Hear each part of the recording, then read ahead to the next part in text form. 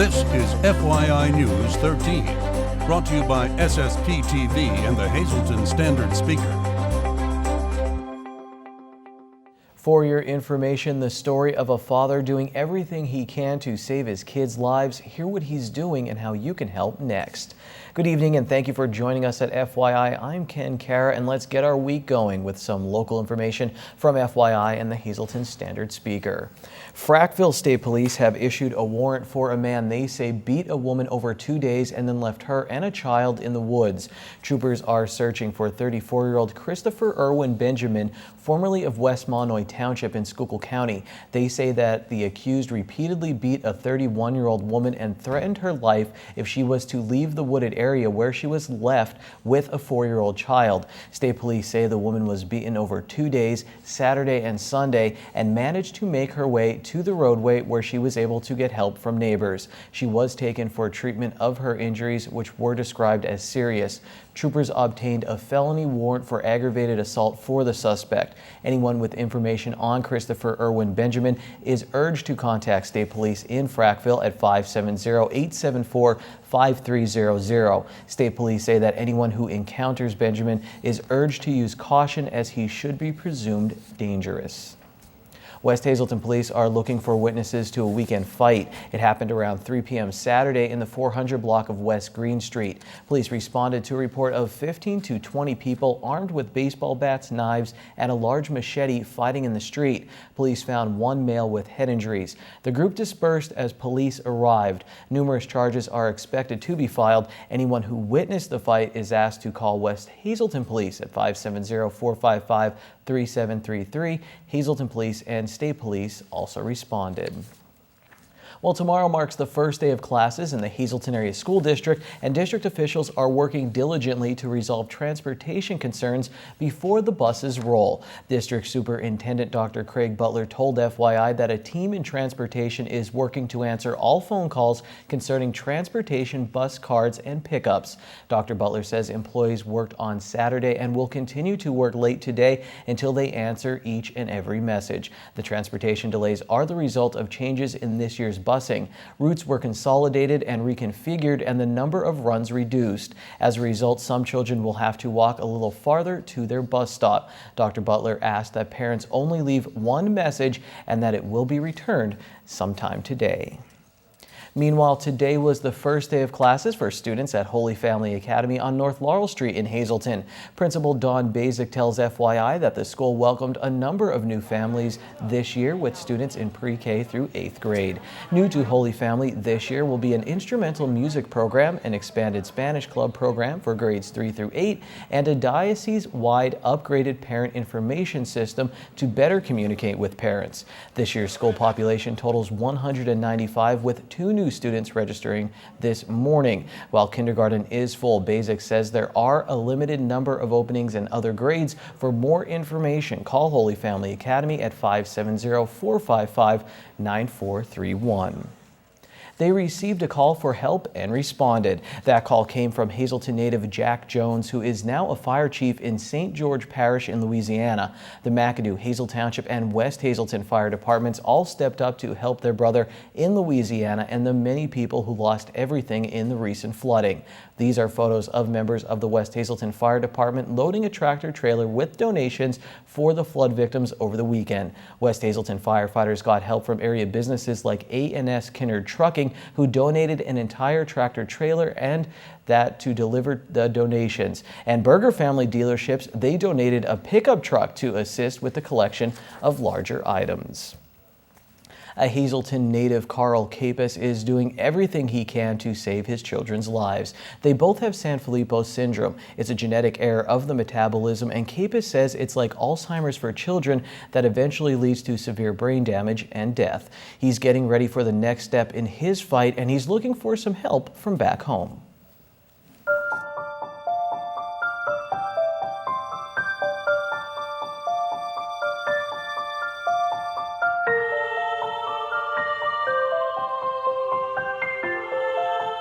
Ryan Capus was 4 and his brother Braden was 1 when they were diagnosed with Sanfilippo syndrome. Their family held a few smaller fundraisers, but eventually their father Carl realized it was time to do something big. They needed a lot of money in a short amount of time. Capus reached out to a local radio DJ in Philadelphia and pitched him the idea of climbing Mount Kilimanjaro for the Team Sanfilippo Foundation. The DJ liked the idea and decided to help the cause. We actually did get a lot of support. A lot of people jumped behind it. It was kind of a crazy thing to do, but it was worth every step of it, and it really drove awareness and funding to get, to kind of get to the place where we are today. After the climb, Capus met a doctor interested in gene therapy named Tim Miller, the CEO of Abeona Therapeutics. With his help this past spring, Capus and company reached a peak in their long journey. The FDA actually approved our clinical trial. So the clinical trial was approved, and we have now successfully treated 2 kids with gene therapy. So we're very hopeful. We're in a good spot. Again, when we were told, when the kids were diagnosed, that there was no treatment or cure. The average age is 12 to 15 years old. So when our kids were diagnosed, essentially the doctor said, take your kids home and love them, and you probably have about 12 to 15 years with them. So again, we kind of fought that, and we didn't take no for an answer. And it was a very humbling moment when we got to the point where we had a treatment. However, they aren't at the top of the mountain yet. Yeah, so where we are now with the clinical trial that we have, it's going to treat 6 to 9 children, and we need to treat a lot of more children, including my 2. My youngest is eligible for the trial. My oldest is not, because he has an antibody that'll prevent him from getting an effective treatment. So what we need to do now is we really need to raise funding to get kids treated. Now we have the treatment. We made that first step, so now we got to see this see it through the end, and get the treatment to as many kids as we possibly can. But that takes money, and that's really what we're going after. We're trying to raise as much as we can so that when this treatment is available, that money's not an issue for these children. 7 years after Kilimanjaro, Capus is embarking on another climb. Over the Labor Day weekend, a team of climbers, including Capus and Dr. Miller, will take on Mount Rainier in the state of Washington. Many of the members of Team Sanfilippo will be on the ground. Capus points out that there were many families before him that helped research get started 10 to 20 years ago. And this has become a team effort. We've been there forever for each other. Some children aren't going to make it. They aren't going to make it to the treatment, and my 2 may be that. And I don't want to think about that now. And when we started off doing this, I didn't think I would be able to save my children. I mean, that was hard for me, but I had to continue forward, and I felt if I can prevent other parents from going through what I have to go through, then I'd be successful. But now here we are where we have a chance, and I'm just really trying to push forward, and that's why I'm doing this Rainier climb. I want to do everything I can so that when I look back, I can say I did everything I possibly could to save my children and to save other children's lives. To help out the cause, go to rallyonrainier.com and donate. Capus is leaving for Washington on Thursday. The climb is set for September 2nd. You could follow the progress at rallyonrainier.com. Coming up on FYI, see who tops our first high school football Coal Scale rankings of the year. And up next, see if you have what it takes for a local talent contest.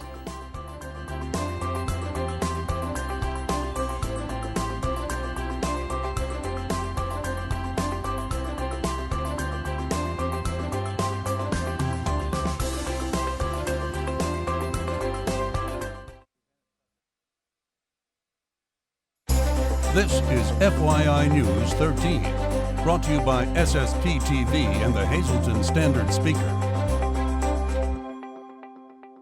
Have you tried Core Fitness? Check out Workout Wednesdays at Core, where you can try Barre and Roll with Christie every Wednesday morning at 9:15 a.m. or try Golden Hearts with Kim at 1 p.m. and Wednesdays.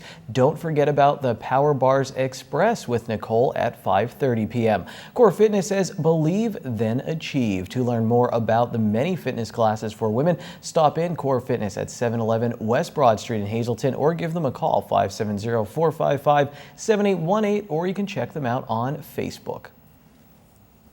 A first-of-its-kind event will be taking place on Saturday, and here to tell us all about it is Gil Coronado. He is a board member for the Fine Arts Discovery Series and also is the event organizer for what is being called the POCONO Great Talent Event. Yeah. Gil, thanks for being back in our studios. We love having you here. Tell us all about, first of all, I guess, what your Fine Arts Discovery Series is, what it benefits, and then about the event taking place on Saturday. Sure. The Fine Arts Discovery Series is an organization, not-for-profit, that's mission is to keep the arts alive here in the Poconos, because it's such a great wealth of arts here in the community. We want to keep it alive, and also the Sherman Theater accessible to the community at large. So that's really the mission of the Fine Arts Discovery Series. And we decided to come up with a fundraising event called the Pocono Great Talent Event to support that this year. All right, so now the audition process is taking place this Saturday, and this is taking place, you said, during Stroud Fest. So this is a big weekend. Yes, it's going to be a big weekend. Stroud Fest will bring in about 10,000 people to Main Street in Stroudsburg, and we have a band called Wild Plants that will be corralling the auditions process, but people can register in advance, and the event itself is wonderful. This Saturday from 2:30 to 6 p.m. at the Sherman Showcase, people can come in and audition, or they can register online at shermantheater.com, and for a chance to win 3 wonderful prizes. And tell us what those 3 wonderful prizes are. Well, the grand prize, which will be revealed on October 23rd, will be $1,000. That'll be awarded to the winner, as well as an opening act at a Sherman Theater show.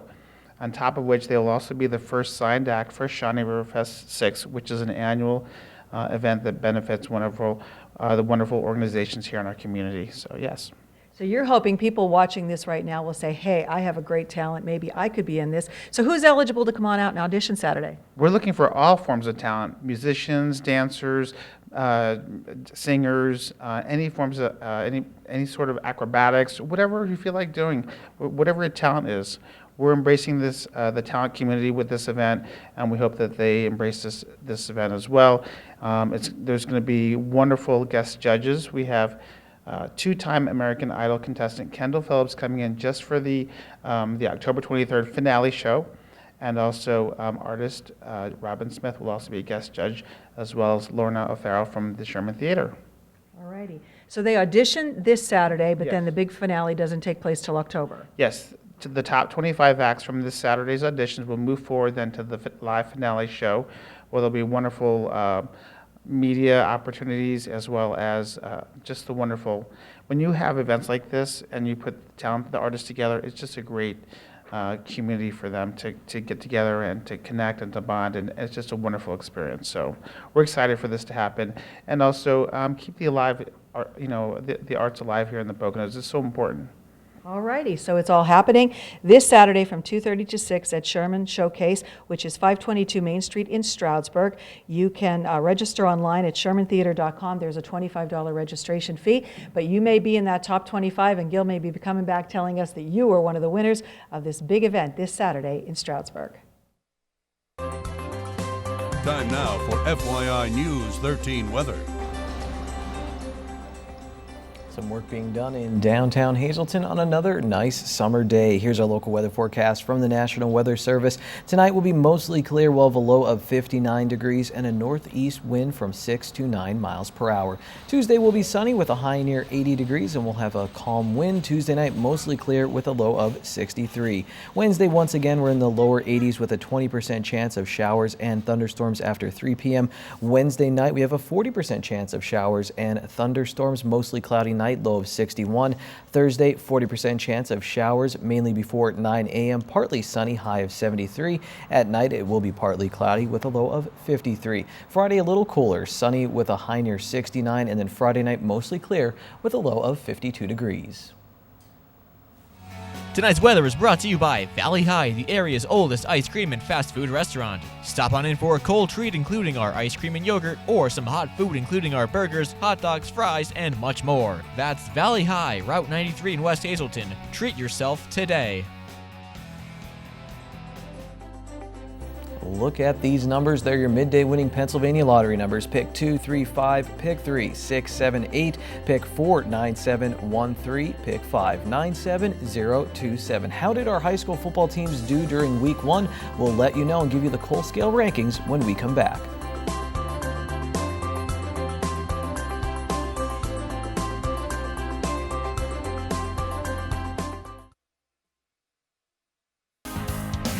This is FYI News 13 Sports.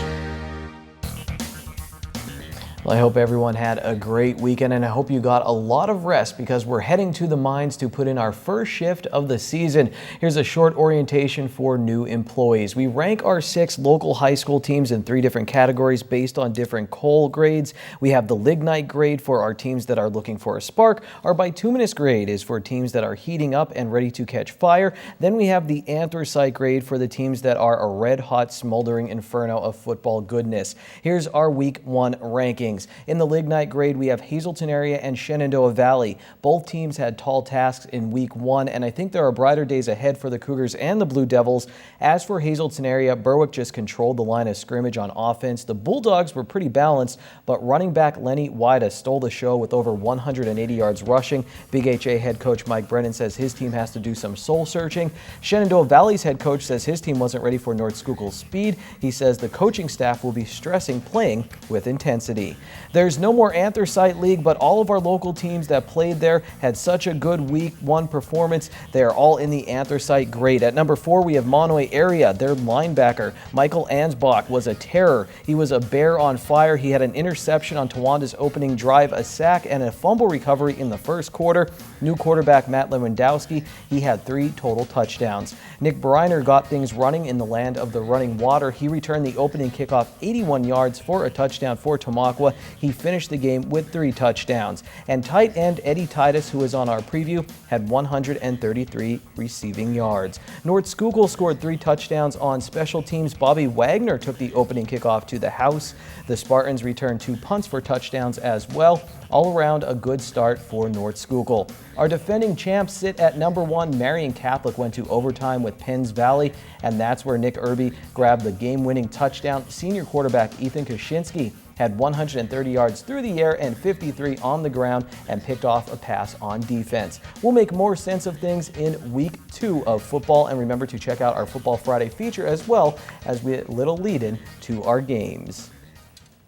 The Hazleton area girls tennis team knocked off Stroudsburg over the weekend by winning all 3 singles matches. Here's our FYI standard speaker scoreboard to see the ladies who took the singles victories for Hazleton area 3-2 over Stroudsburg, including Stephanie Mazurek. Also on the scoreboard, Crestwood beat Hazleton area in golf and MMI. They got a victory. Jessica McClellan hit a 39 in the victory. The Scranton Wilkes-Barre Rail Riders topped Rochester on Sunday. They will wrap up that series today, and then it's off to Buffalo for the SWB. The Cubs fell to the Dodgers, and they'll start a series against Pittsburgh. And while Chicago is very comfortable atop the NL Central, the Pirates are now fighting for a wild card spot. Here's our wild card Ron Marchetti with Trivia Treats.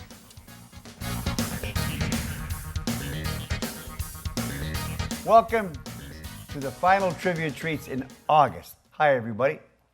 55 years ago, Hall of Famer Ty Cobb, baseball's all-time hit leader at that time, died of cancer in Atlanta at age 74 in 1961. Also in 1961, at this time, Milwaukee lefty Warren Spahn became baseball's 13th 300-game winner when he pitched the Braves to a 2-1 victory over the Chicago Cubs. 1 week later, the Philadelphia Phillies' modern National League 23-game losing streak came to a merciful end when John Buzzard beat Milwaukee 7-4 in the second game of a doubleheader. That year again, 1961. 5 years later and 50 years ago, in 1966, Atlanta pitcher Tony Cloninger, doing his best impression of Superman, hit 2 grand slams and a run-scoring single while pitching the Braves to a 17-3 victory over the Giants in a game at San Francisco's Candlestick Park. Cloninger became only the 5th player in Major League history and the first National Leaguer to hit 2 base-loaded homers in the same game. The 7 runs batted in were the most ever by a pitcher, beating Vic Raschi when he knocked in 7 for the Yankees in one game in 1953. He knocked 9 runs in. They beat Raschi's 7. 35 years ago in 1981, Houston right-hander Nolan Ryan became the only man in baseball history to throw 5 career no-hitters when he stopped LA 5-0. Now let's turn to football. In 1986, exactly 30 years ago, the 8 remaining team owners in the United States Football League, still reeling from an unfavorable ruling 6 days earlier in their antitrust suit against the National Football League, voted to call off the 1980 season. The USFL, which began playing in 1983 with 12 teams, had decided to switch from its spring-summer schedule to the fall of 1986. But unable to get a television contract, the league filed suit against the NFL, claiming that it monopolized the networks and prevented the USFL from getting a TV deal. The USFL had hoped to get $1.69 billion in damages. After a lengthy trial, the jury ruled that the NFL was indeed a professional monopoly, but that it had not pressured the networks to keep the USFL off the air. So damages were awarded to the USFL for $1. Mother of God. So without a huge award for a television contract, playing in 1986 was no longer feasible. Estimates placed USFL losses between $150 million and $200 million over its 3 seasons. So big names immediately jumped from back into the NFL, like New Jersey Generals running back Herschel Walker, who signed a 5-year contract with the Dallas Cowboys. The USFL was finished for good, and so am I finished for tonight. Till Friday, be a good sport. Stay loose. Mondays can be a big headache. Well, cheer up with Bottleneck's Little Neck Clam Special, $1.95 a dozen in melted butter.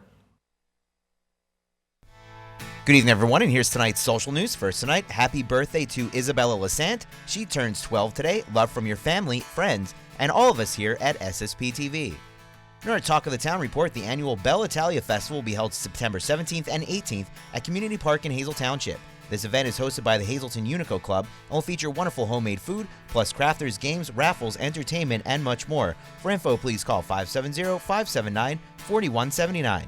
Our next announcement, Holy Rosary Parish will be hosting the 100th anniversary golf tournament on Sunday, September 4th at Sand Springs and Drums. Registration is at noon with a 1:30 shotgun start. Cost is $75 per player and includes green fees, Italian buffet, and plenty of prizes. For info, just call 570-579-7411. And one more quick announcement, Hazleton Public Transit is announcing there will be no bus services and the HPT offices will be closed on Monday, September 5th in observance of Labor Day.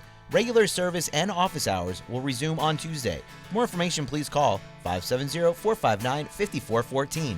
That's tonight's Talk of the Town. News 13 would like to send sincere condolences to the family and friends of these recently departed. Laura A. Ritchie of Weatherly. Funeral is Wednesday at 11 a.m. at the Philip J. Jeffries Funeral Home. Friends may call Wednesday from 9:30 to 11 a.m. And Joyce E. Williams of St. John's. Funeral is Wednesday at 11 a.m. at the Harmon Funeral Home. Friends may call Tuesday from 6 to 8 p.m.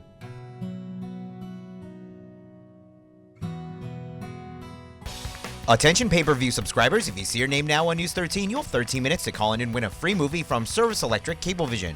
Our winner tonight is Lewis Clarence of Shenandoah. Lewis, if you're watching, give us a call, 570-455-7267, extension 104.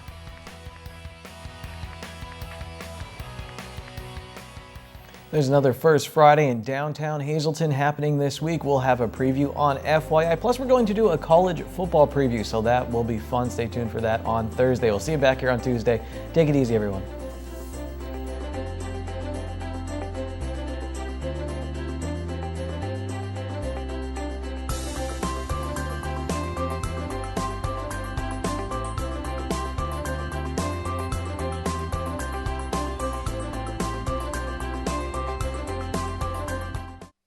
Are the windows to your world. Doctors Kislin and Wasmansky want you to know that preventative eye exams are an important part of your family's health care. Early diagnosis and treatment of eye diseases are critical to maintaining good vision. Dr. Alexandra Wasmansky specializes in pediatric care and performs ocular diabetic exams, cataract evaluations, and LASIK screenings on patients of all ages. She's welcoming new patients at both the Hazleton and Stroudsburg Eye Specialist locations. Visit us online at drkislin.com.